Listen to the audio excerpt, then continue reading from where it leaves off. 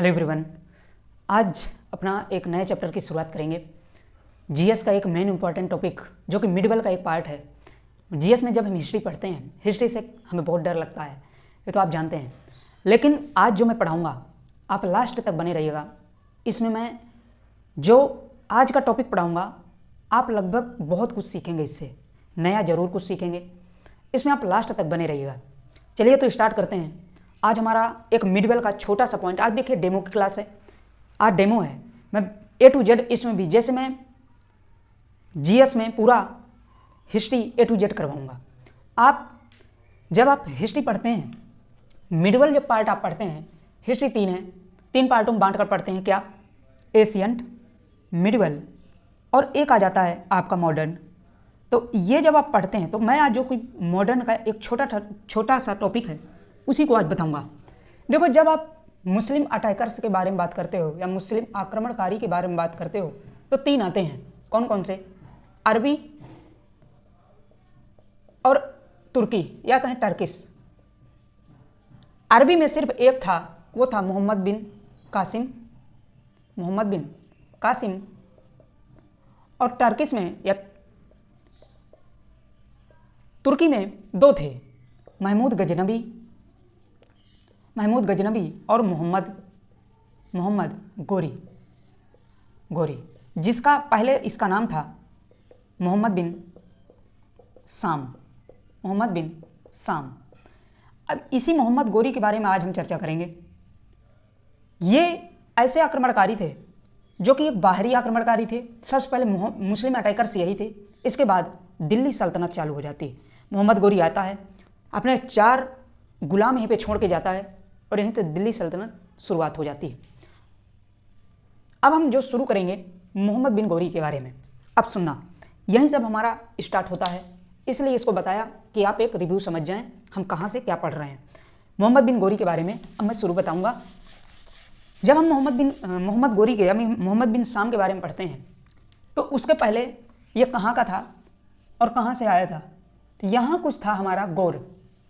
काबुल है, काबुल के ऊपर लगभग गौर पड़ता था उस समय। गौर का राजा हुआ करता था। यहीं पे एक राजा था बख्तियार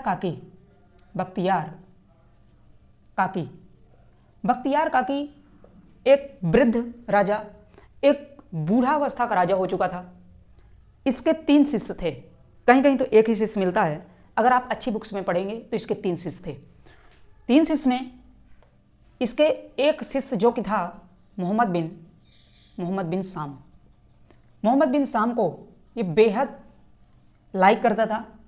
और ये कहें कि ये लगभग मोहम्मद बिन साम जो था ये युद्ध में भी ठीक ठाक थोड़ा सा था। गौरों के समाज में लगभग ये ठीक ठाक था, लेकिन हिंदुस्तान के समाज से ये कुछ भी नहीं था।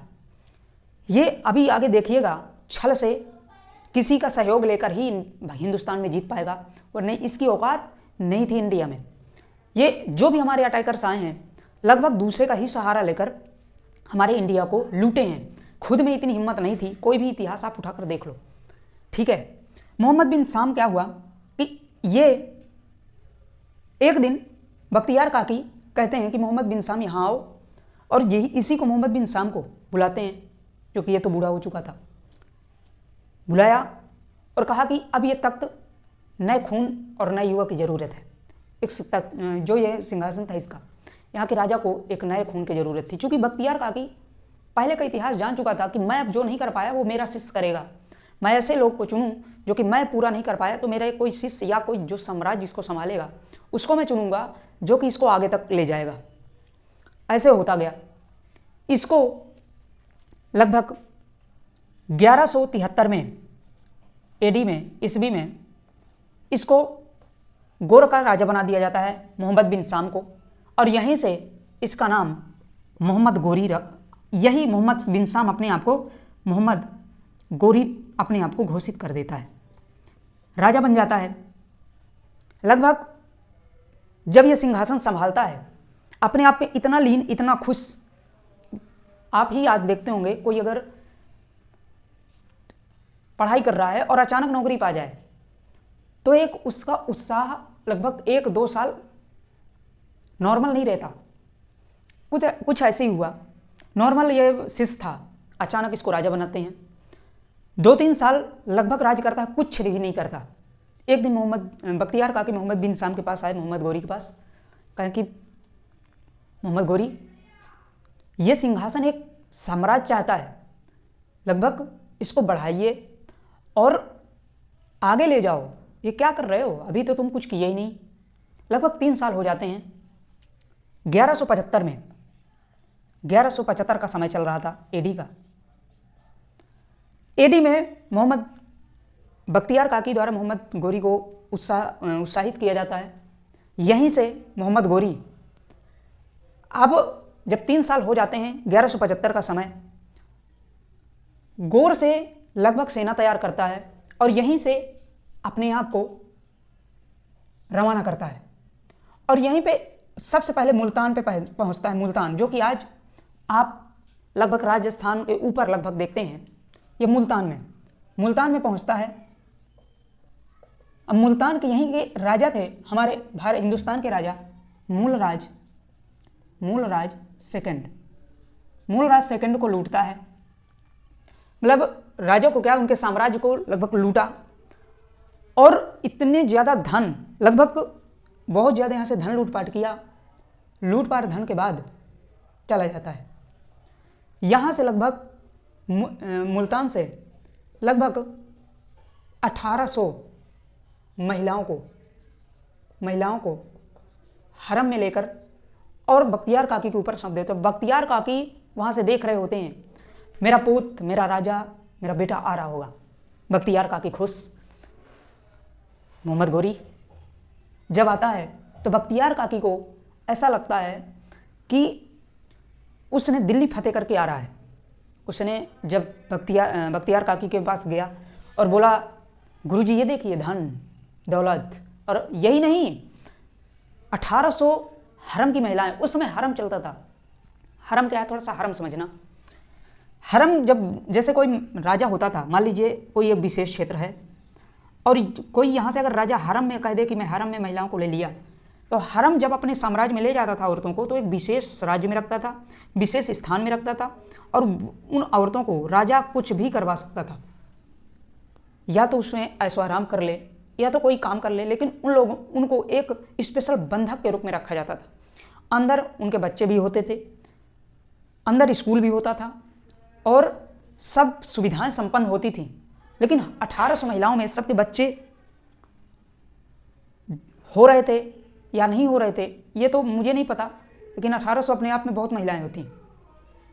ठीक है, तो जब ये प्रोसेस हरम की चलती थी, देख रहे हो कि जब 1800 से एक वस्तु की तरह परोस देते थे, एक हमारे हिंदुस्तान की औरतों को वस्तु की तरह परोसा जा रहा है। कितनी दलिंद्रता करते थे मुस्लिम अटैकर्स। ठीक है, अब जैसे ये हरम पे 1800 ले जाता था, 1800 ले गया महिलाओं को और काफ़ी धन दौलत लूटा। इसके आगे जब बख्तियार काकी कहा कि केवल मुल्तान को लूटे हो, मूलराज वहाँ के राजा मूलराज सेकंड है, वहाँ क्यों लूटे हो, तुम्हें तो दिल्ली तक जाना चाहिए था, तुम केवल मुल्तान को लूट कर इतना खुश हो रहे हो। मोहम्मद गोरी ने कहा, ऐसे किसी तरह वनडे एग्जाम निकला, इनको तो आईएएस ही चाहिए। लगभग वही बात हो जाती है। हाँ,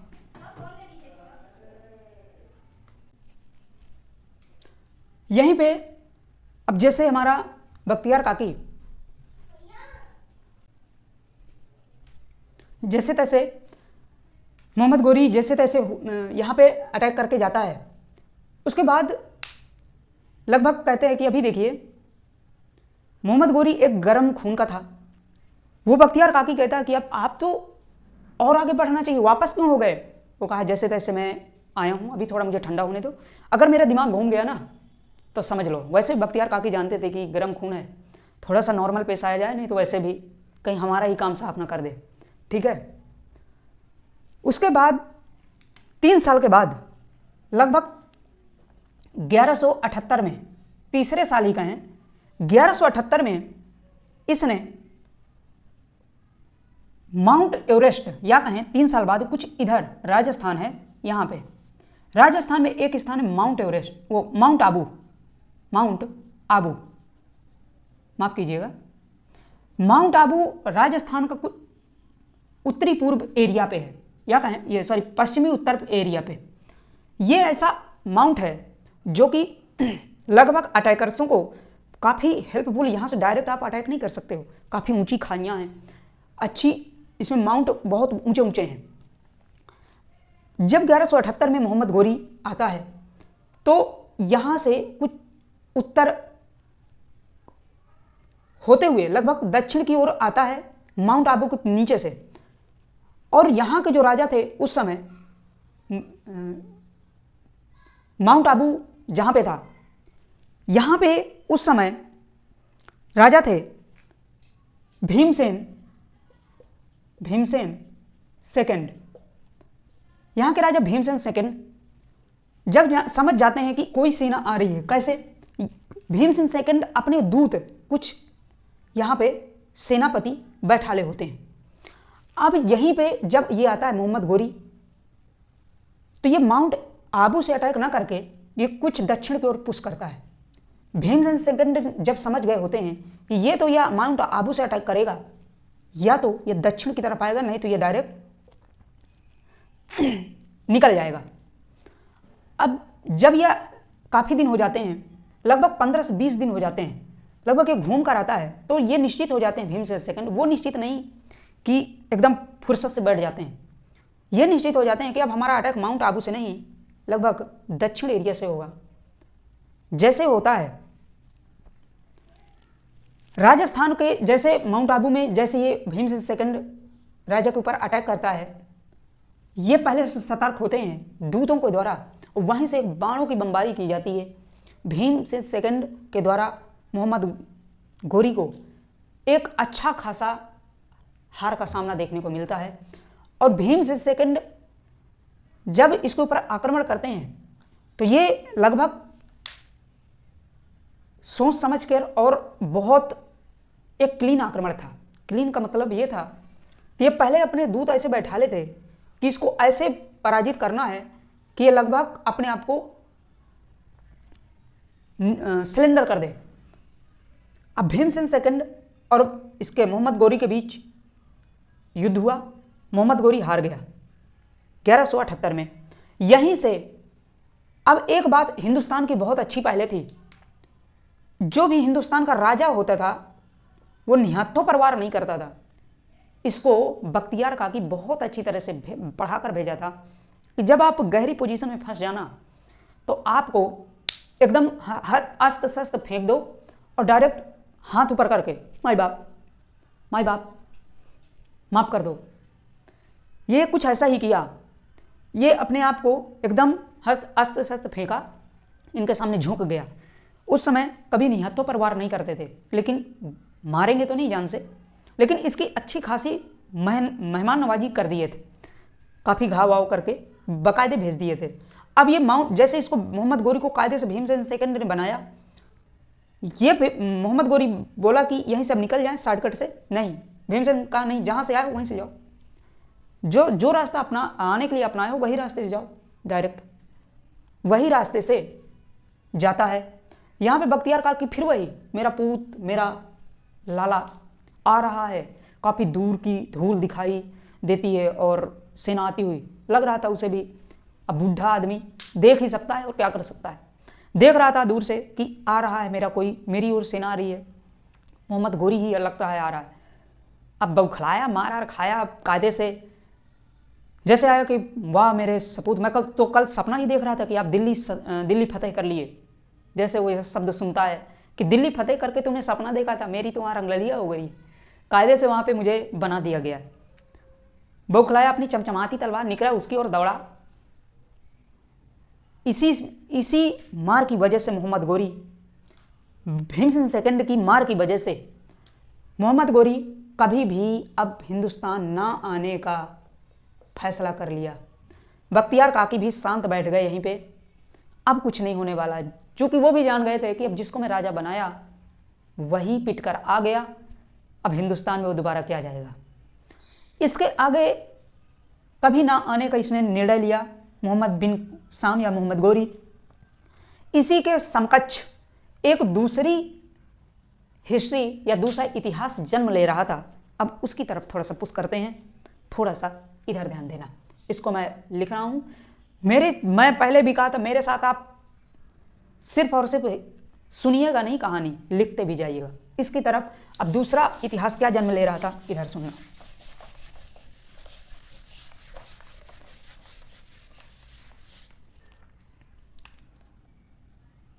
कुछ हमारा ये भारत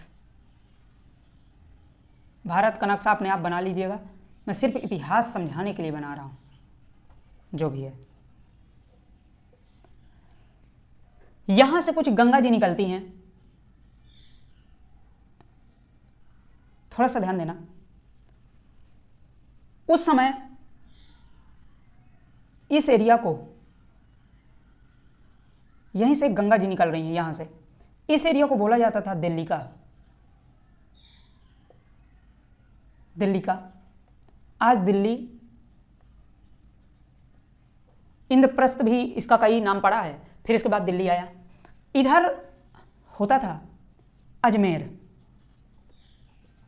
और इधर ये जो एरिया था, ये पूरा, ये आज का कोलकाता, ये सब उस समय होता था कन्नौज। दिल्ली के राजा सोमेश्वर चौहान थे। अजमेर के राजा आनंदपाल थे, और कन्नौज के राजा जयचंद्र थे। लगभग ये कहें कि ये 3 लगभग साम्राज्य थे, जो कि दिल्ली के राजा सोमेश्वर चौहान थे, और अजमेर के राजा आनंदपाल, और कन्नौज के राजा जयचंद। ये जो राजा थे सोमेश्वर चौहान, लगभग इनकी एज रही होगी 25 से 30 साल, और लगभग आनंदपाल जो राजा थे, इनकी लगभग रही होगी 55 से 60 साल, और जो जयचंद्र थे, इनकी भी 25 से 30 साल। ये कहें कि लगभग सोमेश्वर चौहान और राजा जयचंद्र लगभग एक ही समकक्ष के राजा थे, और ये आनंदपाल लगभग एक पीढ़ी ज़्यादा थे। लगभग कहें कि इनके जैसे पिता की एज के लगभग आनंदपाल राजा थे। जब कन्नौज के राजा जयचंद्र, सोमेश्वर चौहान लगभग आपस में एक दूसरे से लड़ते ही रहते थे। आज भी देखते होंगे कि अगर किसी की बाउंड्री अगर किसी से लग रही है, जैसे आप आज इजराइल देख रहे हैं, और ये आपका पाकिस्तान और इंडिया देख लो, चीन और इंडिया देख लो, कोई चलो ठीक है, देश तो देश हैं, अपने आज घर में भी देख लो, अगर अलग अलग अगर बाउंड्रियां हैं तब तो लड़ाई नहीं होगी। अगर एक ही बाउंड्री है और आप चाय कप का रख दो पीकर, तो कह के तुरंत हटाओ, क्यों रखा है यहाँ पे। आज भी ये सिस्टम है, उस समय भी था। दोनों आपस में 3 साम्राज्य के लिए, 3 साम्राज्य के लिए हमेशा लड़ते थे। यहाँ पे एक 3 साम्राज्य थे, तो जयचंद्र हमेशा सोमेश्वर चौहान से भिड़ते रहते थे। और ये बात आनंदपाल जानते थे कि सोमेश्वर चौहान लगभग बहुत नॉर्मल राजा थे, बहुत सहन शक्ति राजा, बहुत धैर्यवान राजा, और राजा जयचंद्र बहुत खुराफाती राजा, और कहें कि बहुत होशियार, चापलूस, कंजूस, सब कुछ कह दो राजा थे। आनंदपाल वृद्धावस्था बेचारे वो क्या करते थे। एक बार क्या हुआ कि राजा आनंदपाल की, इनकी एक बेटी थी, इनका नाम था कर्पूरी थी। राजा जयचंद्र सोचते थे कि मुझे पूरा दिल्ली मिल जाए। जयचंद्र का यह मानना था कि मुझे पूरी दिल्ली मिल जाए, और कैसे मिलेगी ये हमेशा सोचते थे। एक बार कहा कि अब मैं दिल्ली के ऊपर आक्रमण करूंगा, सोमेश्वर चौहान के ऊपर। लेकिन जो इनके मंत्रीगण थे जयचंद्र के, वो कहा नहीं, ये वार अच्छा नहीं होगा। इसलिए क्योंकि अगर आप दिल्ली के ऊपर आक्रमण किए तो इधर से अजमेर या राजा आनंदपाल जरूर दिल्ली का साथ देगा। क्योंकि आनंदपाल एक शब्द कहते थे कि जिसकी गलती होगी, जो अपनी तरफ से आक्रमण करेगा, और जिसकी गलती नहीं होगी मैं उसकी तरफ साथ दूंगा। मतलब ये राजा जयचंद्र ऑटोमेटिक आक्रमण करेंगे, इनकी गलती नहीं है कुछ, तो ये राजा आनंदपाल हमेशा सोमेश्वर चौहान की तरफ साथ देंगे। ये मंत्रीगण अच्छी तरह जानते थे, और कहते थे कि अगर साथ ये दे दिए तो आप कभी युद्ध नहीं जीत पाओगे, हमारी हमेशा पराजय होगी। जैसे हुआ, फिर कहा कि आप ही बताओ करें तो करें क्या, हमको दिल्ली तो चाहिए। मंत्रीगण सभी लोग बैठे और कहा कि आप एक बार नजर उठाकर तो देखो अजमेर की तरफ। अजमेर की तरफ। कहा क्या अजमेर की तरफ आक्रमण करेंगे? क्या अजमेर में अब आक्रमण करेंगे हम? उसने कहा, मंत्री लोग कहे नहीं, आप और ठीक से देखो। उसने कहा तो फिर क्या देखें? उसने कहा उनकी एक बेटी है जिसका नाम है कर्पूरी। राजा जयचंद्र ने कहा कि अच्छा, कर्पूरी का हम क्या करेंगे? उसने, अब राजा जयचंद्र की शादी भी नहीं हुई थी और ना ही सोमेश्वर चौहान की शादी हुई थी। ये दोनों अनमैरिड थे। राजा जयचंद्र के मंत्री ने कहा कि अगर आप कर्पूरी को साथ निकाह कर लें या विवाह कर लें, स्वयंवर इसके साथ कर लें, तो पूरा अजमेर आपका। चूंकि अजमेर के राजा आनंदपाल की जो बेटी थी, इनके पास कोई वंशज नहीं थी, केवल बेटी थी। इसने मंत्री लोग कहे जयचंद्र को कि आप उनके कर्पूरी की बेटी के साथ शादी कर लो। दूसरे दिन दिमाग बदला। राजा जयचंद्र अपनी चमचमाती शेरवानी पहनकर बस घोड़ी में बैठकर चल दिए। पहुंचे अजमेर। अचानक आनंदपाल देखकर राजा जयचंद्र से पूछे, महाराज आप हमारे दरबार में बहुत अच्छा हुआ आप आ गए, हम आपकी क्या सेवा खातिरदारी करें? राजा जयचंद्र ने कहा, अरे सेवा तो आप हमेशा करते रहे हैं, लेकिन वो काम है जो कि आप ही कर सकते हो और कोई नहीं कर सकता। आप कहा ऐसा क्या काम है? उन्होंने कहा जो आप मैं मांगने जा रहा हूँ आपके सिवा मुझे कोई दे भी नहीं सकता।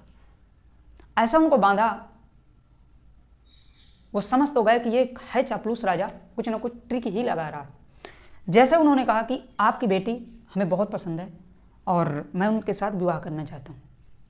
राजा आनंदपाल कह दिए कि वो तो कर्पूरी ही जाने।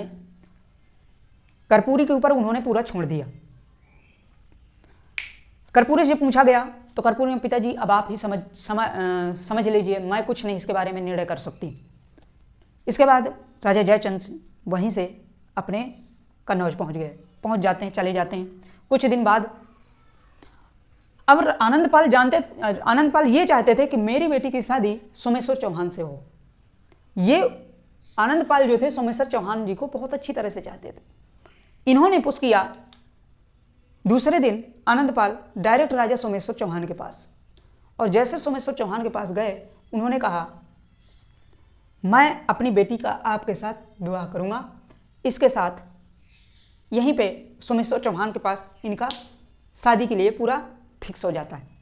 अब जैसे शादी के लिए फिक्स हुआ, अब आनंदपाल इनके पास एक कार्ड भेजते हैं। अपने ये दरबार में बैठे होते हैं और कार्ड जैसे आता है, सैनिक लेके आता है, वही बात हो गई। सैनिक जयचंद्र कहते हैं क्या हुआ, क्या आया है, हमारे लिए ऑफर आ गया क्या शादी के लिए? मंत्री कहते हैं बस वही बात है, इसमें एक लिफाफा है और मेरी बुआ की शादी में जुलूल से जुलूल आना। लो, नहीं कहा मजाक न करो, थोड़ा सीरियस होकर बताइए। उसने कहा जी महाराज यही लिखा हुआ है, और कुछ गिफ्ट भी लेते आइएगा, इसमें मायन और तेल मंडप ये सब लिखा हुआ है, और मेरे बुआ नीचे लिखा हुआ मेरी बुआ की शादी में जुलूल से जुलूल आना। यही बात हो गई। बस राजा जयचंद्र आग बबूला। उन्होंने फिक्स किया कि अब मैं शादी में नहीं जाऊंगा। अब कहा कि अब मैं आक्रमण दिल्ली के ऊपर करूंगा। उसने कहा कि अब मंत्रीगण कहते हैं कि अब राजा आपका आक्रमण बिल्कुल असफल है, क्योंकि अब वो बन चुके हैं ससुर राजा सोमेश्वर चौहान के। अब अगर आप आक्रमण किए तो लगभग अजमेर पूरा उन्हीं का है, उन्हीं का साथ देगा। अब हार आपकी पक्की है।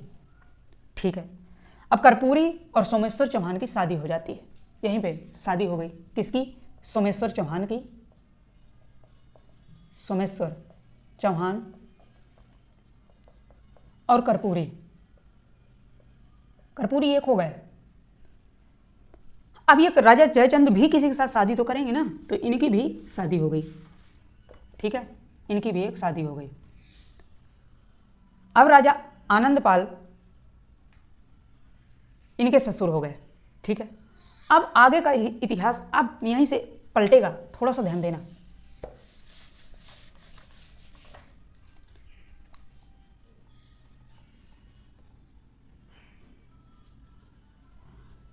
सोमेश्वर चौहान और कर्पूरी से एक पुत्र रत्न की प्राप्ति हुई, पुत्र जिसका नाम था राय पिथौरा। और राजा जयचंद्र की एक बेटी की प्राप्ति हुई जिसका नाम था संयोगिता। देखो ये इतिहास सुनकर ना आपको मजा आ जाएगा, जैसे बता रहा हूं। सिर्फ मेरे साथ आप लिखते जाइएगा बस। बेटी संयोगिता की प्राप्ति हुई, इधर सोमेश्वर चौहान राय पिथौरा की पुत्र की प्राप्ति हुई। इन्हीं को आगे कहा गया पृथ्वीराज चौहान। पृथ्वीराज चौहान एक्चुअली में थे थर्ड, पृथ्वीराज चौहान थर्ड थे, लेकिन ये फर्स्ट और सेकंड इतने पॉपुलर नहीं हुए जितने ये पृथ्वीराज थर्ड पॉपुलर हुए। क्योंकि कोई भी अगर नाम लेते हैं ना पृथ्वीराज चौहान का तो एक दिमाग में आता है राय पिथौरा ही है। अब आगे का क्या हुआ, संयोगिता धीरे धीरे बड़ी होती हैं, पृथ्वीराज चौहान भी बड़े होते हैं और राजा जयचंद्र अब बुढ़ी अवस्था में जा रहे हैं, लगभग वृद्धावस्था में जा रहे थे। सोमेश्वर चौहान भी वृद्धावस्था में चल रहे थे। इनके राजा आनंदपाल पृथ्वीराज चौहान जी को अपनी पूरी साम्राज्य राजपाट पूरा दे देते हैं और ये एक तपस्या में चले जाते हैं। पहले क्या होता था कि आज वृद्धावस्था में भी खा रहे हैं एकदम चिली पनीर मटर पनीर। उस समय क्या होता था कि एक समय बाद अगर आप राजा की हर ख्वाहिशें पूरी कर लिए हैं, संन्यास में चले जाते थे जंगल, वहीं पे अपने प्राण त्यागते थे। लगभग ये 70-80 साल के हो गए। इनके पोते भी बड़े हो गए। जैसे पोते बड़े हो जाते हैं इनको पूरा राजपाट दिए और पृथ्वीराज चौहान अपनी राजधानी अजमेर को बनाया, अजमेर को अपनी राजधानी बना लिया। ठीक है, अब इनकी मुसीबतें और राजा जयचंद्र की, अब तो उनसे सोमेश्वर चौहान से भी बलशाली राजा पृथ्वीराज चौहान। अब और समस्या, अब उनका पूरा अजमेर भी हो गया, दिल्ली भी हो गई, कन्नौज अब अकेले है। जैसे समय बीतता गया, कुछ और समय बीते गए और समय बीतते गए, तो यहीं पे इनका एक मिनट रुकिएगा थोड़ा सा।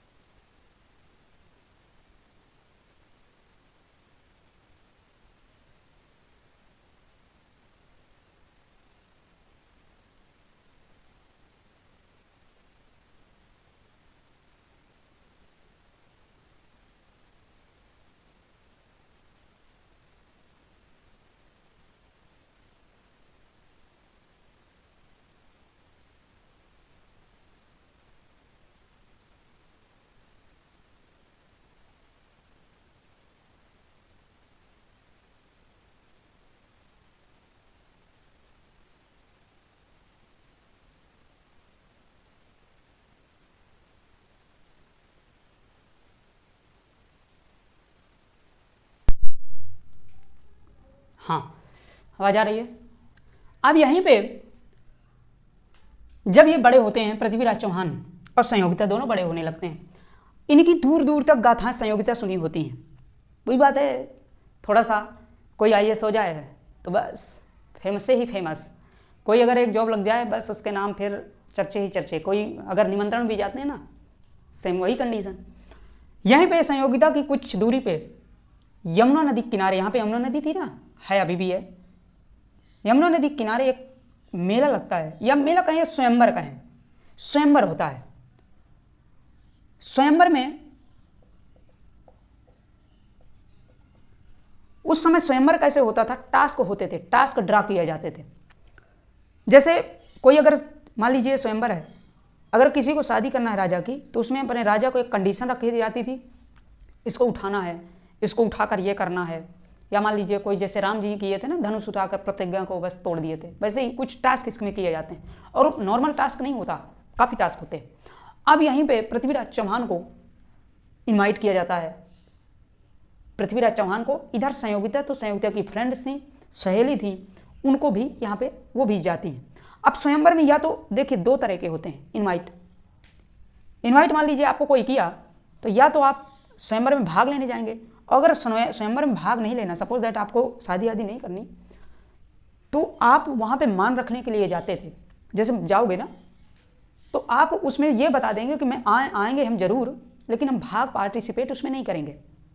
कुछ ऐसे ही हुआ, पृथ्वीराज चौहान जब आए तो वहाँ पार्टिसिपेट के लिए नहीं आए थे, वो केवल वहाँ पे मान रखने के लिए आए थे। वहाँ केवल वो स्वयंवर में पार्टिसिपेट के लिए आए थे, चूँकि स्वयंवर करने मतलब इसमें कोई टास्क करने नहीं। इधर संयोगिता गई। अब जैसे उनको देखी कि राजा पृथ्वीराज चौहान है, वाह वही बात हो गई। जैसे देखा लव एंड फर्स्ट आइट साइड, बस फर्स्ट देखने प्रथम नज़रिया में इनका भाव बदला और यहीं से दिल्ली के लिए पृथ्वीराज चौहान और कन्नौज के लिए संयोगिता लौट आई। अब देखिए पहले तो ये दुश्मन सोमेश्वर चौहान राजा जयचंद्र दुश्मन ही दुश्मन थे। अब इनके बेटी बेटा का कैसे अफेयर चलेगा वो देखना। जैसे संयोगिता चली आई, इसके कुछ दिन बाद ये यहीं से दिल्ली के पृथ्वीराज चौहान के एक दूत, जिसे हम चित्रकार कहें, चित्रकार अनिरुद्ध कौन थे? अनिरुद्ध नामक चित्रकार यहीं से दिल्ली से लगभग किसी तरह अपना चित्रकारी बनाते बनाते राजा जयचंद्र के साम्राज्य तक आ गए। और राजा जयचंद्र बूढ़े हो चुके थे, उनके साम्राज्य में आए, उनके महल में आए और बोले राजा हम पेंटिंग कलाकार हैं। देखो आज की डेट में क्या है कि जैसे कोई एक दूसरे के देश में बज रही है ना, मान लो हमारे और पाकिस्तान के बीच में बज रही है, तो अगर हम पाकिस्तान चले जाएं तो वहाँ पे हमको फांसी का हो जाए, पाकिस्तान का यहाँ आ जाए, एक दूसरे में युद्ध अगर छिड़ा हुआ है तो जासूसी का नाम ही लेकर उसको निपटा दिया जाएगा ऐसा। लेकिन उस समय ऐसा नहीं होता था। चित्रकार है, लेखक है, कोई भी हो, घूमते फिरने अपना कमा रहे हैं, उनको बहुत रिस्पेक्ट दिया जाता था। यहीं से दिल्ली से अनिरुद्ध चित्रकार आते हैं कन्नौज के राजा जयचंद्र के महल। राजा जयचंद्र के जैसे महल में इंटर किए, उन्होंने कहा हमारी क्या बनाएंगे, आप राजकुमारियों की जाइए पेंटिंग बनाइए। उनको आदेश दे दिया जाता है अनिरुद्ध को, और राजा जयचंद्र के द्वारा जैसे आज्ञा दिया जाता है और संयोगिता के महल में जाया जाता है, दिखाते हैं। जैसे फर्स्ट फोटो दिखाते हैं पृथ्वीराज चौहान के, संयोगिता तो पहले ही देखी थी कि कोई कारण हमें मिल ही जाए, कोई वहाँ तक जाने का रास्ता मिल जाए। अब वो मिल ही गया। जैसे दिखाते हैं वैसे ही पूछते हैं, ये पृथ्वीराज चौहान आप इतना करीब हैं? हाँ। वो अनिरुद्ध कहते हैं वो तो खाना खाते हैं, हम उनकी फ़ोटो बनाते हैं, चित्रकारी करते हैं, वैसे ही बैठे रहते हैं, हम उनकी चित्रकारी करते हैं। जैसे संयोगिता ऐसे शब्द सुनी, उनकी अपनी चित्रकारी बनवाई और उनकी पूरा एड्रेस पूरा पूछ लिया, वो कहाँ पे क्या करते हैं, कब रहते हैं, कब वो घुड़सवारी करते हैं, कब वो करते हैं। जैसे बेटी संयोगिता इनकी पूरा बायोडाटा ले ली, अनिरुद्ध तो समझ जाते हैं कुछ तो गड़बड़ है, ठीक है। अब जैसे अनिरुद्ध कुछ दिन रहे और बनाए, जब ये जा रहे थे अनिरुद्ध दिल्ली की ओर प्रस्थान कर रहे थे, तो बेटी ने कहा आप हमसे कुछ भेंट लेते जाइए। उन्होंने कहा क्या? भेंट में उन्होंने एक अपनी चित्र बनवाया, वही अनिरुद्ध से ही बनवाया था, और ले लिया और उनको दे दिया, और ढेर सारे गहने उपाय वो दिए, जो भी उनके आभूषण थे दिए, खूब ढेर सारे देते थे।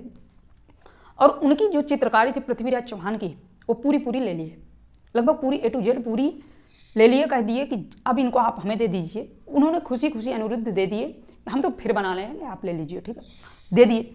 अब जैसे ये दिल्ली गए अनिरुद्ध, सब पूरा डाटा पृथ्वीराज चौहान को बताया कि वहाँ ऐसा ऐसे हुआ, आपकी पूरी फ़ोटो ले लिए और ये सब ले लिए और आपके बारे में ऐसे ऐसे पूछे, ठीक है। कुछ दिन हुए, उस समय फेसबुक व्हाट्सएप तो होता नहीं था कि बस नाम ही पता हो जाए। अब नाम ही पता हो जाए तो बहुत बड़ी बात है।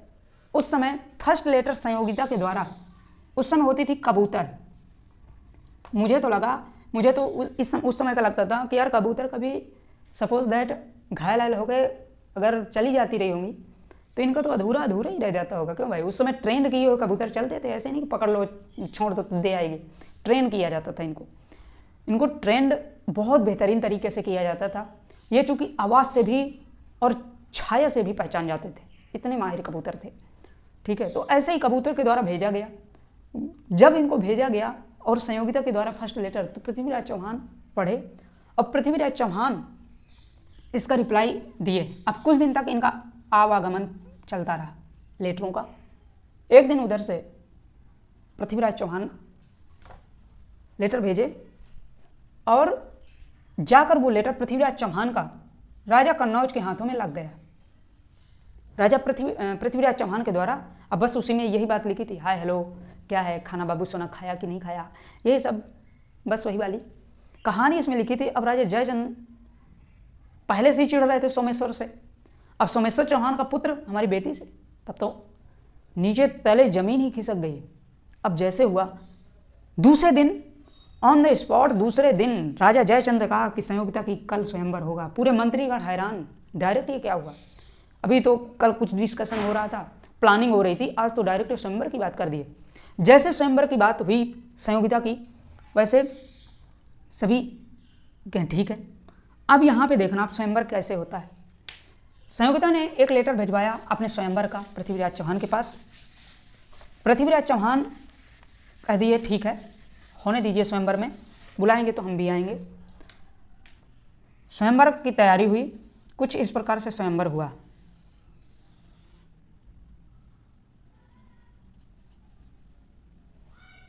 यहाँ पे राजा स्वयं जयचंद्र, यहाँ पे संयोगिता, यहाँ पे अदर मंत्री बैठे थे, ऐसे कुछ स्वयंवर होता था,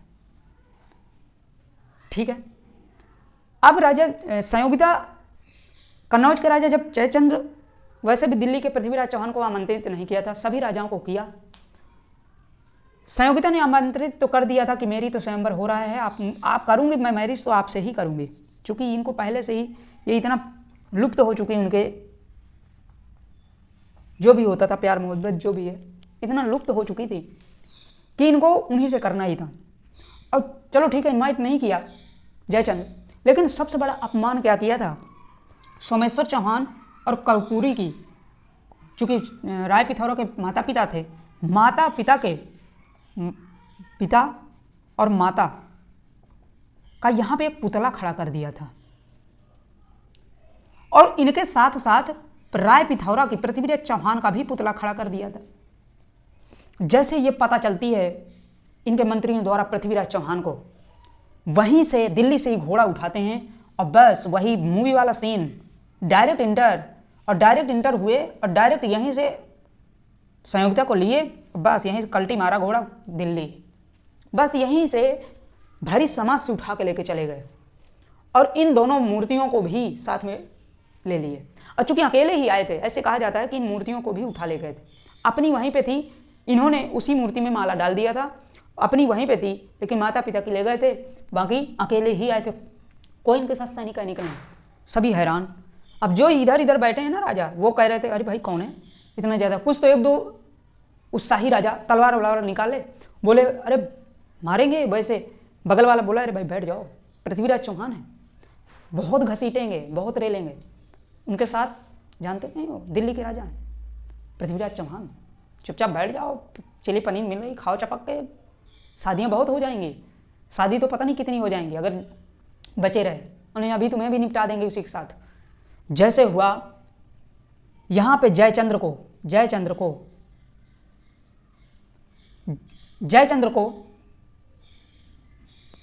एक मुंह में थप्पड़ था, एक लगभग इतना बड़ा थप्पड़ कि जो कि अपमान का, जो कि कोई नहीं मार सकता था। यहीं से जयचंद्र एक निर्णय लेते हैं कि अब मैं इसका बदला बहुत कठिनाई से लूँगा। अब यही एक, जब आगे चल के अब इतिहास पलटता कैसे है अब सुनना। जब हम पीछे अभी छोड़े थे, पीछे क्या छोड़े थे, मोहम्मद गोरी कभी ना आने का निर्णय लिया था, ठीक है। अब देखना मैं फिर से एक मैप बनाता हूँ,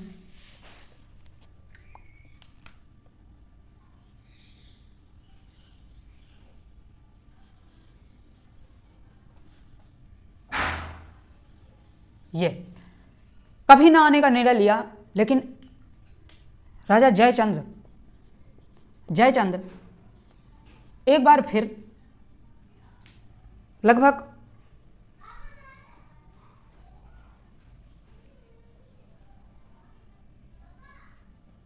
1191 में, लगभग अब यह समय चल रहा था 1191 का, राजा जयचंद्र मोहम्मद गोरी से, अब गोरी वंश तो इधर था ना, मोहम्मद गोरी कभी ना आने का, एक संदेश भिजवाते हैं कि अगर आपको दिल्ली पर फतेह करना है तो आप मेरी बात सुनिए। 1191 देखो अभी पीछे क्या चल रहा था, पीछे मैं बताया था जब 1178 में 1178 के बाद पीटा हुआ था, लगभग कितने साल बाद, 1178 के बाद लगभग 1191 में लगभग कितने साल हुए, लगभग 13, 30, 80, 23, लगभग 23-25 साल के बाद मोहम्मद गौरी अब पुश करता है, जब राजा जयचंद्र के द्वारा एक लेटर भिजवाया जाता है और कहते हैं कि मैं आपका साथ दूंगा, दिल्ली पर अब आक्रमण करिए। पृथ्वीराज चौहान के ऊपर फर्स्ट आक्रमण होता है। पृथ्वीराज चौहान यहीं पे 1191 में तराइन का प्रथम युद्ध हुआ और यहीं पे इनको पृथ्वीराज चौहान इसमें विजयी हुए और कायदे से खातिरदारी फिर मोहम्मद गौरी की। यहीं पे 1191 में युद्ध हुआ, फिर चुप तो नहीं बैठने वाला था वो, फिर दूसरे साल 1192 में तराइन का दूसरा युद्ध हुआ और तराइन के दूसरे युद्ध में पृथ्वीराज चौहान को, चूंकि ये युद्ध नहीं था, वार था, आक्रमण था। देखो युद्ध क्या होता है और आक्रमण क्या है। युद्ध और आक्रमण, जो आपके आक्रमण होते थे, युद्ध जैसे बताकर, जैसे आप देख महाभारत में युद्ध हुआ था, भाई भाई आपस में लड़ रहे थे, लेकिन शाम को एक दूसरे के हाल पूछते थे, भाई मैं उस समय कायदे से दागा था, आपके लगी तो नहीं, दूसरे दिन बच के रहना, थोड़ा घाव हुआ उसको संभाल लेना। ऐसे कुछ ये युद्ध होते थे, नीति युद्ध होते थे। लेकिन आक्रमण एक चुपके से होता था, गोरखा पद्धति द्वारा, जैसे पीठ पीछे चाकू भोंक देना, ऐसे ही कुछ हो रहा था। ये आक्रमण हुआ 1992 तराइन में। अब पृथ्वीराज चौहान को बंदी बना लिया जाता है। अब बंदी बनाकर उसको गोरा ले गया, यहीं पे पराजय हुई पृथ्वीराज चौहान की। अब पृथ्वीराज चौहान जब वहां गए गोर में, वहीं पे एक इनको विद्या आती थी। कौन सी? इनको एक विद्या आती थी जिसको शब्दभेदी बाण कहते थे। इसके बाद कोई राजा हिंदुस्तान में नहीं हुए, ये लास्ट ही राजा थे जिनको एक शब्दभेदी बाण की विद्या आती थी, धनुर्धारी विद्या, बहुत अच्छी। बस ऐसे ही किसी को देखते मान ही डायरेक्ट उसमें निशाना साध लेते थे, डायरेक्ट उसमें सिर्फ सुनकर ही कान पे निशाना साध देते थे। ऐसे ही ये राजा थे। जैसे हुआ इनको वहीं पे ले जाया गया और एक बार स्वयंवर रचाया, लेकिन इनको कई साल तक रखा गया। इसको पृथ्वीराज चौहान को वहाँ रख दिया गया। अब डायरेक्ट 2 साल बाद 1194 में चंदावर का युद्ध हुआ और चंदावर में राजा जयचंद्र को मार दिया गया। यहीं से आगे चलकर मोहम्मद गौरी दिल्ली सल्तनत पर फतेह किया। अपने ही लोग, जयचंद्र अपने ही दामाद को मरवा दिए, अब खुद मारे गए और यहीं पे आगे चल के इस्टेब्लिश एक नए साम्राज्य की हुई। इसीलिए राजा जयचंद्र को ही देशद्रोही राजा कहा जाता है। देशद्रोही राजा, श्रापित राजा, देशद्रोही राजा, इनको कई उपाधियां दी गई। चूंकि राजा जयचंद्र से ही आगे चल के मुगल सल्तनत चालू होगी। मोहम्मद गौरी जब यहाँ से गया था तो 4 गुलाम छोड़ा था। कौन कौन से 4 गुलाम थे? फर्स्ट था कुतुबुद्दीन ऐबक,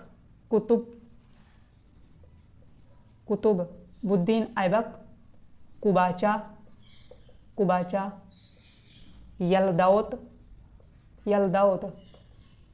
यलदावत और एक हैं बख्तियार खिलजी। ये 4 आपके ये अपने मतलब गुलाम छोड़ के गया था।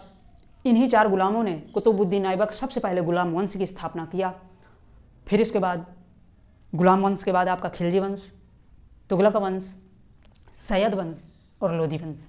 इसके बाद ये चालू हो जाता है दिल्ली सल्तनत। इसके बाद मुगल सल्तनत आएगी। यहीं पे जब मोहम्मद गौरी ले गया, यहीं पे इनको एक मोहम्मद गौरी के द्वारा एक टास्क या खेल आयोजित करवाया जाता है। उसमें होता है कि जो लड़ाई करना चाहता है या जो भी विद्या करना, खेल दिखाना चाहता हो, एक आयोजित किया गया था। इसमें पृथ्वीराज चौहान की दोनों आंखें फोड़ दी गई थी। दोनों, जब ले गया था तो दोनों आंखें फोड़ दी गई और उसको रखा गया, क्योंकि उनको मानना था कि अगर ये देख लेगा तो हो सकता है यहाँ से भाग भी जाए। लेकिन उनको दोनों आंखें फोड़ दी। कई उसके साथ दरिद्रता की गई पृथ्वीराज चौहान के साथ। एक दिन क्या हुआ कि उनको ऐसे ही इस्टेब्लिश किया गया कि आप भी कोई ख्वाहिश रखते हो। उन्होंने कहा कि हाँ, मैं इस खेल को देखना चाहता हूँ और करना चाहता हूँ। लेकिन गौरों को ये नहीं पता था कि शब्दभेदी बाण की विद्या कौन जानता है, ये कैसी विद्या है, उनको नहीं पता था। वहीं पे मोहम्मद गौरी, पृथ्वीराज चौहान और उनके एक सेनापति वो भी पहुंच गए थे। उन्होंने कहा मुझे भी यहीं पे बंद कर दो, उनके साथ मैं रहूँगा। जैसे पृथ्वीराज चौहान वहाँ पे इस्टेब्लिश मैदान पे होते हैं, उनको एक विद्या दी जाती है, बाण दिया जाता है। और जैसे कहा जाता है मोहम्मद गौरी द्वारा कि आयोजन आरंभ हो, वैसे ही पृथ्वीराज चौहान के द्वारा शब्दभेदी बाण सुनकर एकदम तीर खींच दी जाती है। वहीं पर मोहम्मद गौरी की मृत्यु हो जाती है और जो उनके साथ सेनापति था वो पृथ्वीराज चौहान को मार देता है और आपस में दोनों वहीं पे ख़त्म हो जाते हैं। यहीं पे हमारा आज का टॉपिक ख़त्म होता है। कल से मैं शुरू करूँगा दिल्ली सल्तनत। Okay, thank you so much.